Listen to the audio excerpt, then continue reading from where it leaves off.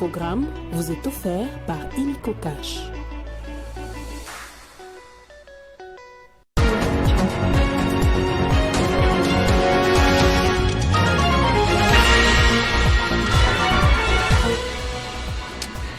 À la une de cette édition du journal, malgré les réticences à peine voilées de Kinshasa, la médiation angolaise continue sa démarche de mettre sur la même table le M23 et le gouvernement congolais. Une date a même été avancée. Ce sera ce 18 mars que les deux délégations sont supposées se rencontrer. Dialogue pour quelle issue et sur quelle matière, on en parle dans ce journal. Et parallèlement à ça, une autre rencontre se tient ce jeudi, toujours au sujet de la RDC. Un sommet extraordinaire des chefs d'État et de gouvernement de la SADC est organisé en virtuel pour clarifier la stratégie de l'organisation et le mandat de la SAMI DRC face à l'escalade du conflit. On parlera aussi sport dans ce journal. Un jeu sans éclat, mais victorieux quand même. Le Real Madrid est qualifié pour les huitièmes de finale après une victoire au tir au but face à l'Atlético de Madrid. Le point sur les qualifications dans ce journal. Bonjour à tous et bienvenue dans ce journal à la une de l'actualité. Un sommet extraordinaire des dirigeants des pays membres de la communauté de développement d'Afrique australe. La SADC se tient ce jeudi en visioconférence. La réunion va notamment tenter de clarifier le sort de la force armée déployée par l'organisation dans l'est de la RDC, la SAMI DRC, et la stratégie de l'organisation sous-régionale face à l'escalade. Plus des détails dans notre édition du soir ou plus tard. Et après avoir annoncé le début des négociations directes entre la délégation congolaise et la délégation du M23, la médiation angolaise a annoncé hier la date du 18 mars pour le début des discussions à Luanda. Kinshasa avait dit prendre acte de la démarche de l'Angola tout en se reposant sur la résolution 2773. Le dialogue, oui, mais pour quelle issue et sur quelle matière? Jean-David Kilolo a essayé d'y réfléchir. Les négociations directes prévues entre Kinshasa et l'M23 à Luanda à partir du 18 mars 2025 sous la médiation angolaise n'ont pas encore des programmes détaillés officiellement. Cependant, en se basant sur les déclarations des parties impliquées, les contextes précédents des processus de paix, comme ceux de Nairobi et Luanda, et les revendications historiques du M23, plusieurs matières clés devraient être débattues. Voici quelques-unes. Premièrement, les cessez-le-feu et des escalades militaires. Un point prioritaire sera probablement l'établissement ou le renforcement d'un cessez-le-feu effectif. Bien que des accords comme celui du 4 août 2024 entre Kinshasa et Kigali aient été signés, ils n'ont pas été respectés sur le terrain. L'M23 pourrait exiger des garanties sur les retraits des forces congolaises FARDC ou des milices alliées comme FDLR, des zones qu'ils contrôlent, tandis que Kinshasa pourrait demander le retrait du M23 des territoires occupés, notamment autour des Goma et du Sud Kivu. Cause profonde du conflit. Le M23 souvent justifie sa rébellion par des griefs liés à la marginalisation des Tutsis congolais et au non-respect des accords de paix antérieurs, notamment celui de 2009, que prévoyait leur intégration dans l'armée et l'administration. Ces questions incluant la protection des droits des communautés rwandophones devraient être abordées. Kinshasa pourrait contrer en accusant l'M23 d'être une marionnette du Rwanda, ce qui mènerait à des débats sur l'ingérence régionale. Troisièmement, le retour des réfugiés et déplacés. Avec des centaines de milliers de personnes déplacées par les combats, plus d'1 million rien qu'au Nord Kivu, selon les estimations récentes, la question du retour sécurisé des populations sera cruciale. Cela inclut les réfugiés Tutsis congolais vivant au Rwanda ou en Ouganda, dont les M23 revendiquent la défense. Quatrièmement, l'intégration politique et militaire. Historiquement, les M23 exigent des postes dans l'armée et le gouvernement pour ses membres en échange de la paix. Kinshasa pourrait être réticente à offrir une telle amnistie ou intégration vu sa position de qualifier l'M23 du groupe terroriste. Une solution intermédiaire comme une démobilisation partielle sous supervision internationale pourrait être explorée. Le rôle du Rwanda. Bien que ces négociations soient directes entre Kinshasa et l'M23, la question du soutien présumé du M23 par le Rwanda, démenti par Kigali, mais documenté par l'ONU, risque de dominer les discussions. Kinshasa pourrait insister sur des garanties que Kigali cesse toute implication, tandis que l'M23 pourrait minimiser ses points pour se présenter comme un acteur autonome. L'exploitation des ressources et contrôle territorial serait aussi abordé. L'Est de la RDC est riche en minerais, or, coltan, cobalt, pour ne citer que cela. Et le contrôle de ces ressources est un enjeu sous-jacent. Les négociations pourraient inclure les discussions sur la gestion des territoires occupés par l'M23 et leur restitution à l'État congolais, potentiellement en échange des concessions économiques ou administratives. Septièmement, mécanisme de suivi et garantie internationale. Pour qu'un accord tienne, les deux parties pourraient débattre de la mise en place d'un mécanisme de suivi impliquant l'Union africaine, les Nations unies ou la communauté de l'Afrique de l'Est, l'EAC. Cela inclurait des garanties contre des reprises d'hostilité. Ces sujets ne sont pas exhaustifs et dépendront de l'évolution des positions.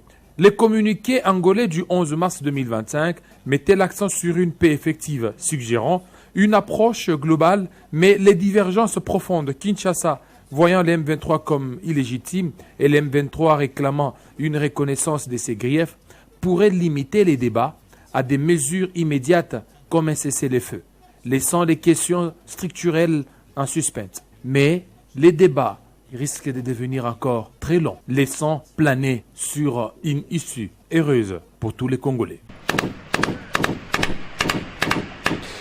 Et puis le chef de l'État, Félix Tshisekedi, a échangé mercredi à Kinshasa avec le nouvel envoyé spécial du Royaume de Belgique pour la région des Grands Lacs, Mark Pictin. Les discussions ont tourné autour de la situation sécuritaire dans l'est de la RDC et les moyens d'y rétablir une paix durable. L'envoyé spécial belge a salué l'initiative de ramener les parties à la table des négociations. Suivez les détails dans ce reportage de la presse présidentielle.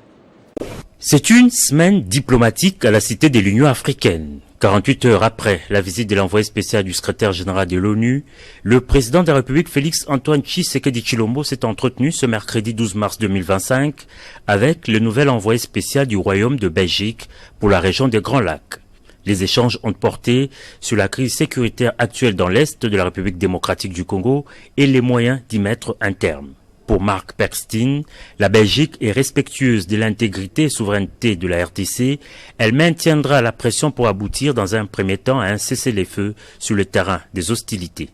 Comme vous le savez sans doute, la Belgique a eu à cœur de dénoncer de façon forte et claire l'agression dont la RDC est victime.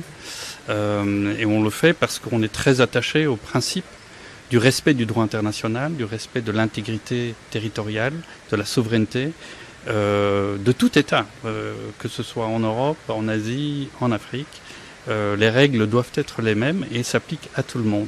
Et donc pour nous, c'est vraiment un point très important. Revenant sur les dernières sanctions infligées par son pays à l'agresseur rwandais, l'envoyé spécial belge indique que d'autres mesures pourront être prises si Kigali s'obstine à garder ses troupes sur le sol congolais. Les sanctions, les mesures, parce qu'il y en a toute une série qui peuvent être prises, on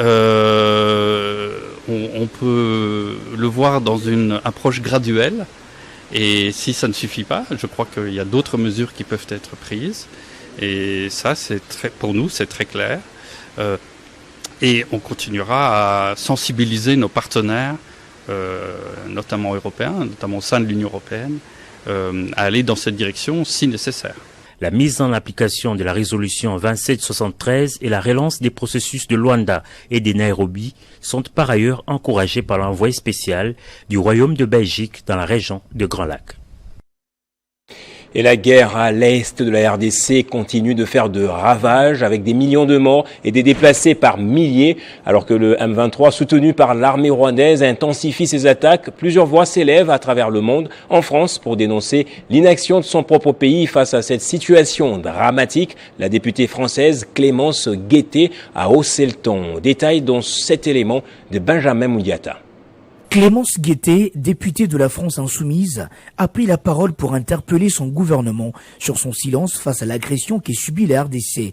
Dans son intervention, elle s'est interrogée. Pourquoi la France n'a-t-elle toujours pas convoqué l'ambassadeur du Rwanda, comme l'ont fait les pays voisins? Pourquoi la France n'a-t-elle pas pris des sanctions économiques contre le Rwanda, alors que sachant son implication directe dans la guerre au Congo? Le M23, milice appuyée par l'armée rwandaise, poursuit chaque jour son offensive et chaque jour donc en RDC, des enfants sont exécutés, des femmes sont violées et des êtres humains sont torturés. Le pillage du Congo l'a transformé en cimetière. La Commission européenne, complice, a signé l'an dernier un accord pour faciliter l'importation de minerais rwandais. Joignons sa voix à plusieurs occidentaux qui comprennent que l'Occident reste complice car inactif.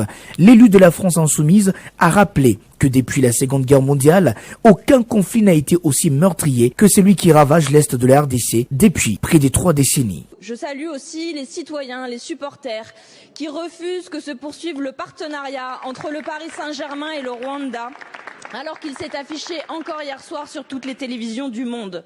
Mais la réaction de la France, elle, n'est pas à la hauteur. Au Nord Kivu, 200 maisons ont été incendiées par les éléments du M23 dans le village de Kasali, en territoire de Rutshuru. Selon Radio Okapi, qui a relayé l'information ce matin, citant des sources locales, cet acte n'est pas isolé dans cette zone agricole de Kazaro. Aucune perte humaine n'est signalée, mais l'incident a quand même provoqué des déplacements massifs des civils qui se sont réfugiés à Kirumba, ajoute la même source. Les rebelles mènent également des représailles contre les habitants qu'ils soupçonnent de cacher des éléments FDLR. Et les députés provinciaux du Kwilu ont demandé la levée de la décision du ministre de l'Intérieur suspendant l'élection du bureau définitif de l'organe délibérant. Pour le député provincial du Kwilu, Égide Wawene, que vous allez suivre ce soir, cette décision du ministère viole la Constitution, d'autant plus que les élections dans le territoire de Massimanima ont eu lieu en décembre dernier. Cet élu explique que le bureau définitif devait être installé 40 jours après ces élections. L'opération Ndobo, à peine lancée au Congo central, porte déjà ses fruits. Au total, 114 Kuluna, dont 6 filles, ont été arrêtées par la police dans 2 territoires et villes, respectivement à Sekebanza et Songololo, ainsi qu'à Boma et Matadi, sur instruction et l'initiative du patron de la sécurité de la territoriale, Jacques Chabani Louko. Ces bandits urbains ont été présentés au vice-premier ministre de l'Intérieur, Sécurité, Décentralisation et Affaires coutumières à l'état-major de la PNC, Matadi, par les commissaires provinciaux de la PNC, Israël Kantou. Au cours de la cérémonie officielle du lancement de l'opération Ndobo, ces présumés bandits urbains appelés Kuluna seront déférés devant la justice pour répondre de leurs actes. Appui, la présence, il y a opération Ndobo. Kati, na province ya Congo central, les alliés interpellation mounene pour na batunyoso. Surtout, je reviens encore, surtout pour na ba famille, ba encadreur, ya jeunesse na biso. Bo benda bango matoi, ba longwa, na ba klikwana, na ba bande organisée, ba bande criminelle. Sinon, ils auront affaire à la justice. Nous avons ba difficulté, ya ba coupeur de route.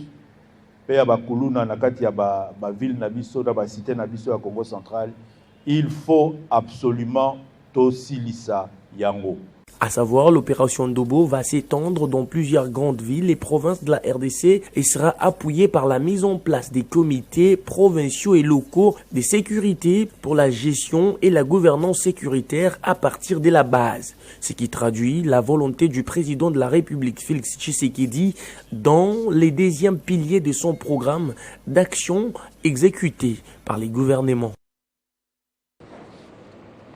C'est déjà l'actualité dans le monde. On va parler du conflit russo-ukrainien. Le président américain Donald Trump a émis l'idée d'un cessez-le-feu de 30 jours alors que les négociations peinent à s'asseoir. Sur le terrain, l'armée ukrainienne est de plus en plus en difficulté. Elle est à court d'armement. Vladimir Poutine, lui, s'était rendu sur le champ de bataille à Kursk où son armée a presque gagné 86% de territoire. Le point sur le conflit dans ce commentaire.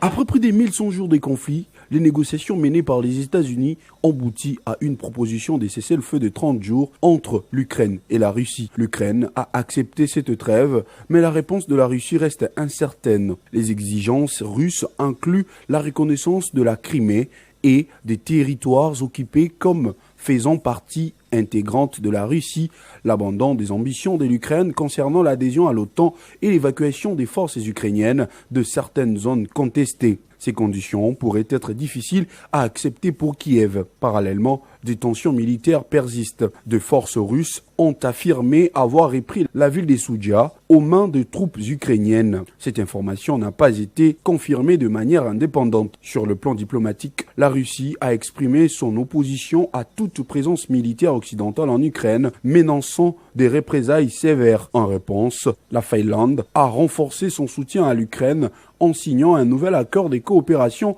en matière de défense et en fournissant son aide militaire de 200 millions d'euros. Des pourparlers entre les États-Unis et la Russie concernant les 10 cessez-le-feu pourraient débuter sous peu avec des discussions déjà en cours entre des conseillers du Kremlin et des négociateurs américains. Malgré les efforts diplomatiques, les hostilités se poursuivent. Une attaque russe dans la ville natale du président ukrainien Volodymyr Zelensky a fait une victime et 9 blessés.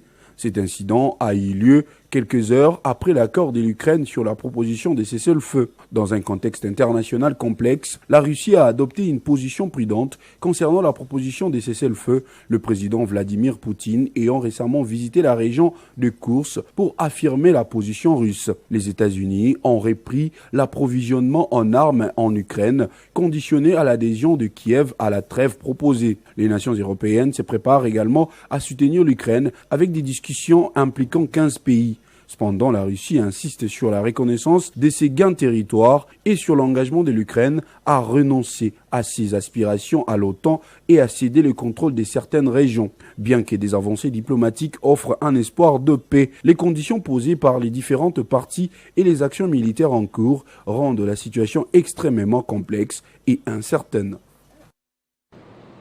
On va terminer en sport en Ligue des Champions avec ce commentaire de Christian Bocaille que vous allez suivre. Le Real Madrid a souffert, mais il s'est offert l'Atlético de Madrid au bout du bout. Mené dès l'entame de la partie, les merengues n'ont pas trouvé de faille dans le temps réglementaire et c'est après la séance fatidique des tirs au but que la Casablanca va valider finalement son ticket pour les huitièmes de finale, malgré les polémiques sur le penalty annulé de Julián Alvarez. Commentaire.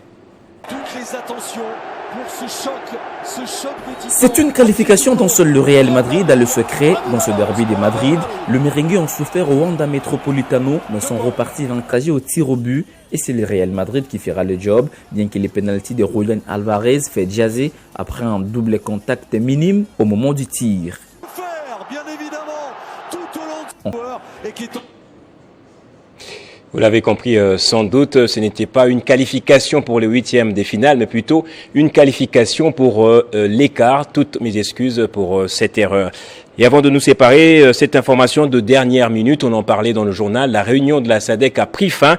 Les chefs d'État de la communauté de développement d'Afrique australe ont décidé de mettre fin au mandat de la SAMI DRC. Ils ont ordonné aussi les débuts du retrait progressif de ces troupes du territoire congolais déployées en décembre 2023 pour soutenir l'armée congolaise dans la lutte contre les groupes rebelles. La mission a subi des pertes en 2025, ce qui a conduit à cette décision. D'amples informations à suivre ce soir. Place au rappel des titres à présent.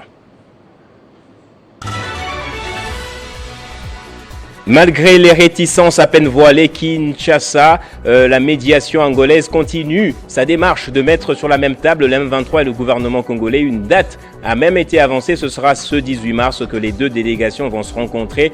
Dialogue pour quelle issue et sur quelle matière? Vous avez suivi le commentaire dans ce journal de Jean-David Kilolo. Et parallèlement à ça, une autre réunion s'est tenue ce jeudi, c'était en virtuel au sujet de la RDC, le sommet extraordinaire des chefs d'État et de gouvernement de la SADC, les chefs d'État qui ont justement décidé de retirer les troupes de la SAMI DRC de la RDC. Ce début sera donc progressif. En sport, un jeu sans éclat mais victorieux quand même. Le Real Madrid est qualifié pour les quarts de finale après une victoire au tir au but face à l'Atlético de Madrid. Vous avez suivi le point sur ces qualifications dans le journal. On va passer à présent à la revue de presse. Restez avec nous.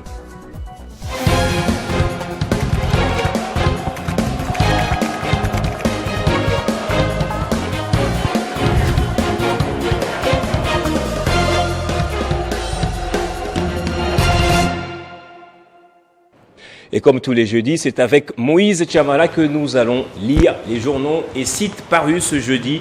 Moïse, bonjour et bienvenue à toi. Merci Gaëtan Kouba-Bouranzi et bonjour à tous ceux qui nous suivent de partout en RDC. Et ce jeudi, la presse commente diversement les négociations annoncées entre le gouvernement congolais et les M23, négociations sous l'égide de la médiation angolaise. Exactement Gaëtan Kouba-Bouranzi, alors que cette annonce de la présidence angolaise était en train de s'aimer doute et confusion au sein de l'opinion congolaise, l'Angola, à travers cette nouvelle annonce, confirme qu'il y aura bel et bien un dialogue entre les gouvernements congolais et les rébellions du M23. Commençons avec Forum des As qui titre « Les négociations entre Kinshasa et les M23 démarrent les 18 mars à Luanda ». Eh bien Gaëtan, les négociations directes entre les gouvernements congolais et la rébellion du M23 vont démarrer les mardis 18 mars à Luanda sous la médiation de l'Angola, rapporte les journaux. Cette annonce, signale les quotidiens, a été faite par la présidence angolaise hier, mercredi 12 mars, selon un communiqué rendu public les mêmes mercredis. La prospérité, pour sa part, revient en indiquant que 48 heures, Gaëtan Kouba-Bouranzi, ont suffi pour que Luanda se montre prêt à accueillir les délégations de Kinshasa et du M23 selon les tabloïds. La médiation de l'Angola, qui joue un rôle de plus en plus central dans la diplomatie régionale, a permis d'aboutir à cette étape importante après plusieurs mois de tensions et de violences marquées par des affrontements entre les forces congolaises et les rebelles du M23. Si d'autres journaux réaffirment, d'autres trouvent cette rencontre importante, d'autres journaux également, Gaëtan Kouba-Bouranzi, s'interrogent. C'est le cas du journal Les Phares qui écrit « Négociation directe Kinshasa M23 ». La résolution 2773 en danger. Eh bien, Gaëtan Kouba-Bouranzi, par ailleurs, note ces quotidiens que les communiqués de Luanda a suscité et continue de provoquer des réactions quant à la tenue des dites négociations, aussi longtemps que tout devrait désormais se référer à la résolution 2773 des Nations Unies. Pour les analystes, rapportent les confrères, par les négociations directes en ces moments entre Kinshasa et les M23, c'est prendre les risques pour la RDC de compromettre toutes les belles victoires diplomatiques qu'on a engagées à tous les niveaux contre les Rwandais, reconnus aujourd'hui comme pays agresseur et déstabilisateur de la partie est du Congo. Alors, qu'attendre, j'allais dire fiévreusement, la phase exécutoire de toutes ces actions, clament les tabloïds. De son côté, Gaëtan Kouba-Bouranzi, Média Info 27, rapporte que, reçu mercredi par les chefs de l'État, l'envoyé spécial belge au Grand Lac encourage les processus de Luanda. Gaëtan, selon les journaux, l'entretien entre Félix Tshisekedi et l'envoyé spécial belge s'inscrit dans une dynamique diplomatique particulièrement significative pour la RDC. L'appel à un cessez-le-feu évoqué par l'envoyé spécial belge, tout comme la réaffirmation du respect de l'intégrité territoriale et de la souveraineté de la RDC, constitue un signal fort en faveur du droit international. Et dans un autre registre, Moïse Chamala, la presse congolaise est revenue sur l'ouverture des procès des officiers accusés de fuite devant l'ennemi. Exactement, Gaëtan Kouba-Bouranzi, Forum des As, on informe que les ministres d'État, ministres de la Justice et garde des Sceaux, Constant Moutamba, informe l'opinion publique à travers un communiqué rendu également public du début, c'est jeudi 13 mars, devant la haute cour militaire du procès des officiers supérieurs des FARDC. Selon les médias, ces officiers supérieurs sont accusés d'avoir abandonné leur position face à l'ennemi, laissant derrière eux des armes, des munitions, du matériel militaire ainsi que des blessés, notamment dans la ville de Goma et Bukavu. Cette audience publique sera diffusé en direct de la télévision nationale à 10h. Ça avait déjà commencé à 10h. RD Kinshasa Gaëtan. Et pour en finir, la prospérité qui cite les ministres d'État, ministre de la Justice Constant Moutamba. Ces procès est d'une grande importance pour rendre justice aux victimes de ces abandons, mais aussi pour rétablir la discipline au sein des forces armées du pays. L'essor de ces officiers jugés pour actes qualifiés de haute trahison et de désertion est désormais entre les mains de la justice militaire qui devra déterminer les responsabilités et les sanctions appropriées dans les cadres de ces dossiers. Merci beaucoup Moïse Chamala pour cette présentation. C'est moi qui vous remercie, Gaëtan Kouba-Boransi. Et merci à vous aussi d'avoir suivi ce journal. C'est par ici donc qu'il se referme. L'actualité est en continu sur votre chaîne Télé 50.